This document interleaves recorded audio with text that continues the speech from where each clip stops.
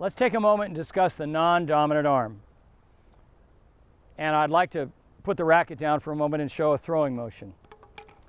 And I have a daughter, so I'm reluctant to say that some people throw like a girl, but what that phrase means is a player whose left arm is quiet and who throws from the hand. But if you watch baseball pitchers, the left arm is extremely active. And an active left arm unlocks the body and unwinds for the throw. So you think, well, what does this have to do with tennis? If you watch closely on TV, you'll see that the pros always take the left arm back on a forehand. If they're any good, they're always here. And when you watch the unwinding, it looks like a 1-2 motion where it's left, right. Years ago, there was even an idea that you had to catch the racket. And it wasn't that you prepared like this and caught it, but you prepared like this and caught it. But all good throwers have an active left side, and the same would occur when serving. The same would occur when serving if the toss is putting the left arm in position to move and hit.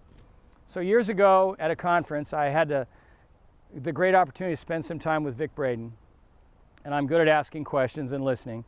And Vic told me about a product he had failed on, which was weighted sweatbands for the non-dominant arm. And people thought, well, come on, Vic. And I sort of knew where he was going. And he was implying that he had a sweatband with about a half-pound weight in it that was meant to magnify whether the left arm's, the awareness of the left arm was such that it just hung. And this is a pretty common forehand where I'm arming it, or the left arm is active where the body is pulling the arm. And I didn't buy any weighted sweatbands for the non-dominant arm because I didn't have any for sale. I've made some over the years, but they don't really work well. But this tip, this podcast is about you gaining awareness of what the left side can do for the right side, what the left side can do to a throw, what the left side can do to a forehand, and what the left side can do to a serve. It's a two-sided game.